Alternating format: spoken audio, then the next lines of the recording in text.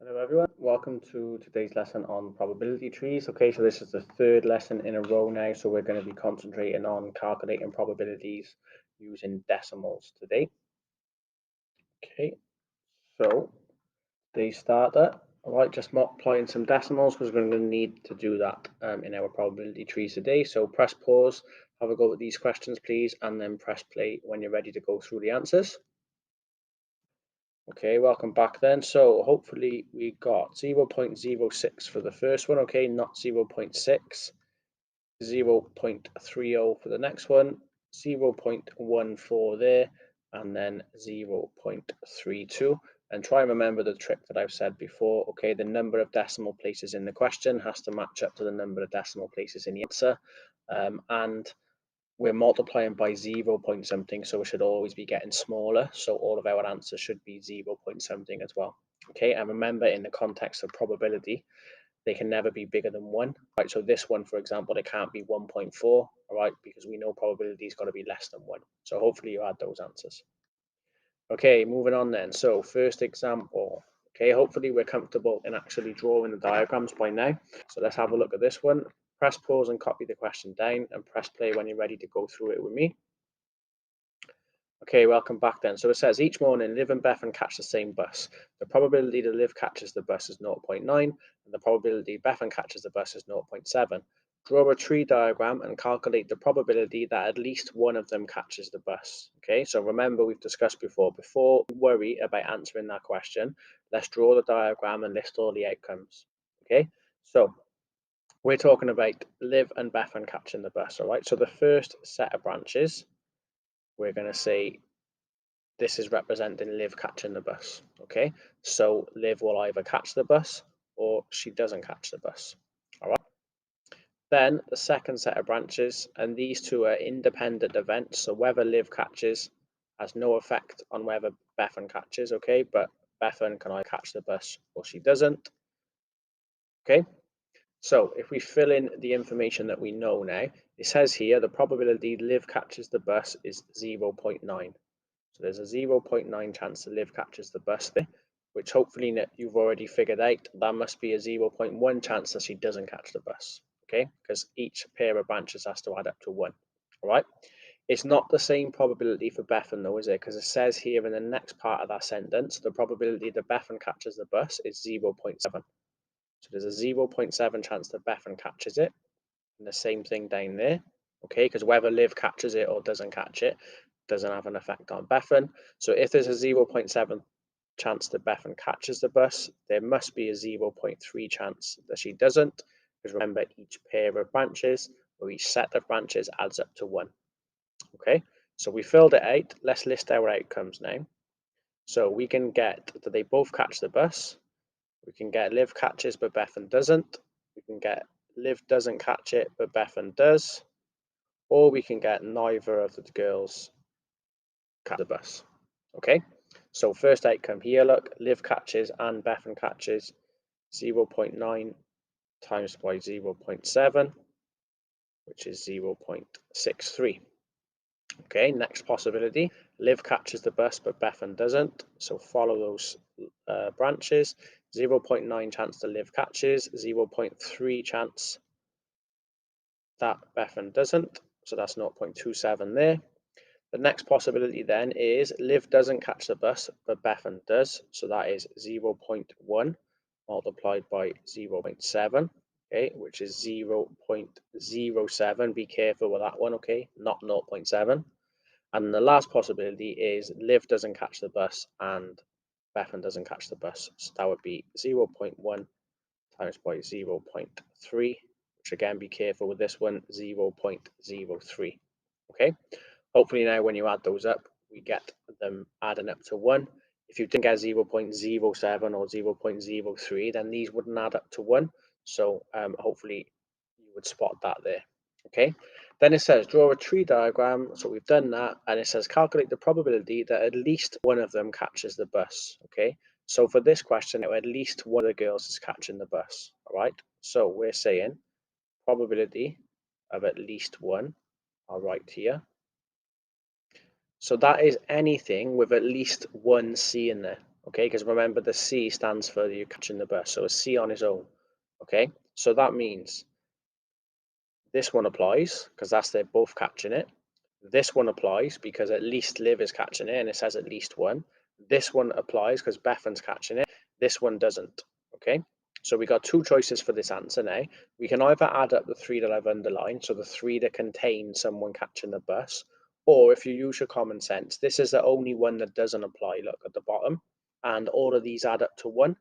So what we could do is just do 1 take away 0.03, okay, which is 0.97, or we could add these three answers up, all right, and we would still get 0.97 anyway, okay? So the answer is 0.97. So just be careful with the wording in the question, but always draw the diagram, fill the probabilities out, list the outcomes at the end, then have a look at what the question's asking for afterwards, okay? Because it's going to be one of these four answers or a combination of some of them. So that's the first example, right? Next example then. So copy this one down as well, please, and press play when you're ready to go through it with me. Okay, welcome back. This one says the Royal Mail have stated that 90% of first class letters are sent the next day. Joe posts 2 letters on Monday.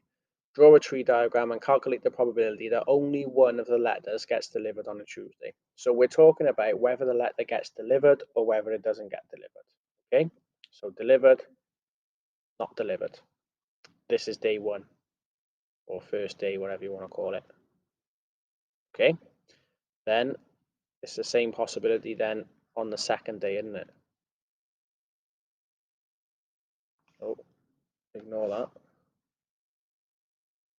Letters we're talking about, my bad. So this is the first letter, this is the second letter. Okay, but still, it's either delivered the next day or it's not delivered. So that's what we get there. All right. So let's fill the probabilities out now. It says that 90% of first class letters are sent the next day. We don't really want to be using percentages here, but hopefully we're smart enough to figure out that 90%, if we're concentrating on decimals, would be 0.9. So there's a 0.9 chance that it's delivered the next day, which means there's a 0.1 chance that it's not delivered.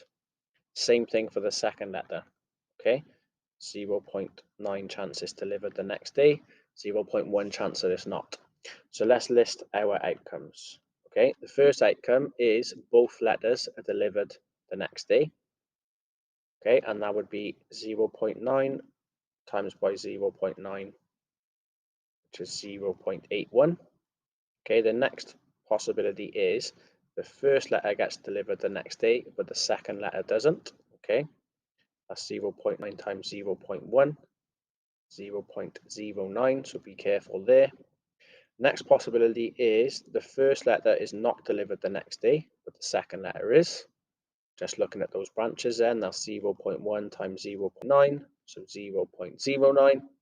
And then the other possibility, the last one, is that neither letter gets delivered the next day. So the first letter doesn't get delivered the next day, and neither does the second. Okay, that's 0.1 times 0.1. Again, be careful. That's 0.01. Just double check these. All right, they have to add up to 1. If they don't, then you've obviously made a mistake somewhere there. Yeah. Now let's look at what the question is actually asking for, okay? So we've drawn the tree diagram, we've listed the outcomes. It says calculate the probability that only one of the letters gets delivered on Tuesday, okay? He's sent on Monday, we're talking about Tuesday, which is the next day, isn't it? So only one, okay, means anything with only one D on its own, okay? So this one doesn't apply, because that says they're both being delivered the next day. This one does apply, because the first one is being delivered. Okay, so that applies. The second one isn't. This one applies as well because the first one's not being delivered, but the second one is. So that's only 1. Okay, so this one does not apply for the question because not one of them is being sent there, and this one doesn't apply. So our two answers are in the middle, look. So the probability of only one letter being sent the next day is 0.09 plus 0.09, which is 0.18. Okay, so that's how we do that. Okay, on to the main task then, please. So I want you to press pause copy these 3 questions down and have a go at them. Press play when you're ready to look at the answers. Okay, welcome back then. I'm just going to show you the answers for each one separately.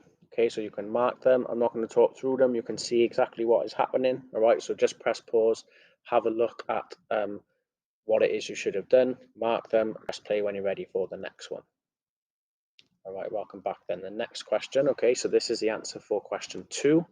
So again, just maybe press pause and check your answers, mark them, make any amendments that you need to, and press play when you're ready to move on.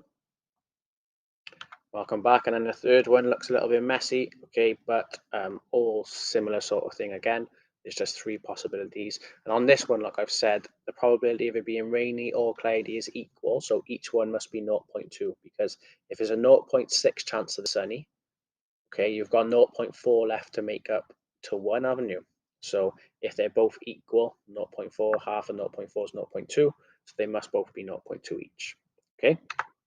Right, last part then, so check questions. So again, I would press pause and copy this down and press play when you're ready. This is from a past GCSE paper.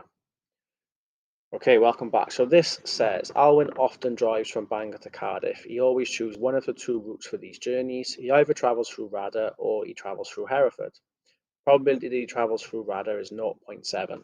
That's shown in the diagram here. Sometimes he stops for a break during his journey, sometimes he doesn't. This decision is independent of the route he takes. So it means it doesn't matter what route he takes, that has no effect on whether he takes a break or not. Okay? It says then, the probability that he travels through Rada and stops for a break is 0.2. Complete the tree diagram, and then there's a question for us to have a look at afterwards as well. Okay? So this is what we've got here just to make it a little bit easier to see. All right. So the most common mistake for this question is people write in, because it says here, look, stops for a break is 0.42. The most common mistake is people write in 0.42 by here, but that's not right. Okay. It says the probability that he goes through Rada and stops for a break is 0.42. Remember, we said in the very first lesson, when we go across the branches, we're multiplying, and that's because it's the AND rule. So what that information in the question is actually telling you is Rada and yes is 0.42. Okay, so that means this number here, which is Rada 0.7, okay, multiplied by whatever this number is. Remember, we multiply when we go across, equals 0.42. So this question is actually giving you one of the outcomes rather than the number that's on the branch. But we're smart enough to figure this out. 0.7 times by something equals 0.42. Take the 0 point away. How many 7s are in 42? 6. Okay, so that means that must be 0.6, because that's what you would times 0.7 by to make 0.42. All right, now we can fill the rest in. That must be 0.4. Okay, they're independent of the root, so these are the same. And if that's 0.7, obviously that is 0.3. Now let's do the rest of those outcomes then. So Rada and no break, 0.7 times 0.4, so that's 0.28. Hereford and a break, so Hereford and yes, 0.3 times 0.6, 0.18. And then Hereford and no break, 0.3 times 0.4, 0.12. Okay, so we filled a diagram. Quickly back to the question then. It says calculate the probability that Alwyn travels through Hereford but does not stop for a break. So through Hereford, no break. Okay, there is our answer there. Okay, so it's important to check the information that you're given in the question. The word and, remember, means that we've multiplied. We know we multiply when we go across. So we were given this answer here. We had to work backwards to find this answer. Okay, well done if you understood that. That's the end of today's lesson. Thank you very much for listening and watching. I'll see you soon.